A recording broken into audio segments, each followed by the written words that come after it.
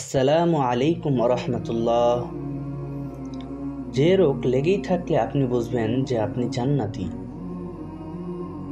এই তিনটি রোগ যদি আপনাকে আক্রমণ করে তাহলে বুঝে নেবেন আপনার সমস্ত গুনাহ মাফ হয়ে গেছে এবং আপনার জান্নাতে যাওয়া নিশ্চিত হয়ে গেছে।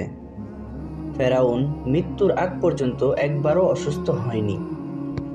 কোন তিনটি রোগকে আল্লাহ রাব্বুল আলামিনের তরফ হতে অভিশাপ নয় বরং নিয়ামত হিসাবে বলা হয়েছে। সর্বপ্রথম রোগটি হলো সর্দি জ্বর। আর এই সর্দি জ্বর আমরা বেশিরভাগ মানুষই ভুগে থাকি। হাদিস শরীফে এসেছে, সর্দি জ্বরের মাধ্যমে আল্লাহ পাক রব্বুল আলামিন মানুষের শরীর থেকে বিষাক্ত জীবাণু বের করে দেয়। বিশেষ করে সর্দি জ্বর যার হবে সে কোনোদিন পাগল হবে না। সুবহানাল্লাহ। উসমান রাদিয়াল্লাহু তাআলা আনহু বলেছেন, জ্বর হলো মুমিনের জাহান্নামের একটি অংশ, যা দুনিয়াতে দিয়ে দিলে আল্লাহ পাক তাকে আর জাহান্নামে দিবে না।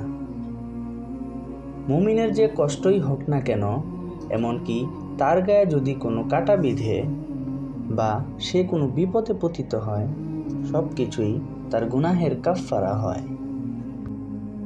দ্বিতীয় যে রোগটির নাম হাদিস শরীফে এসেছে, সে রোগটির নাম হলো চুলকানি, যাকে আমরা বর্তমান ভাষায় অ্যালার্জি বলতে পারি। আর এই রোগ আমাদের দেশের অধিকাংশ মানুষই ভোগে থাকে। কিন্তু হাদিস শরীফে এসেছে, যার চুলকানি রোগ হবে সে ব্যক্তি জীবনে কোনোদিন কুষ্ঠরোগে আক্রান্ত হবে না, এমনকি তার কোনোদিন শ্বেত রোগও হবে না। সুবহানাল্লাহ।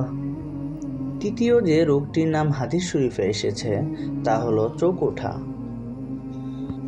চোখ উঠলে বিচলিত হবেন না, কারণ কোনো মানুষের যদি চোখ উঠে তাহলে বুঝবেন সে কোনোদিন অন্ধ হবে না।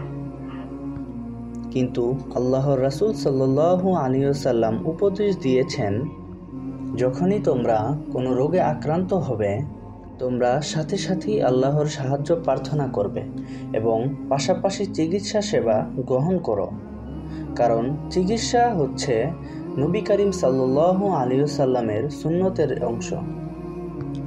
আর সর্বশেষ আল্লাহ ও রাসূল সাল্লাল্লাহু আলাইহি ওয়াসাল্লামের উপদেশ, তোমরা কখনো রোগ শোককে গালি দিও না।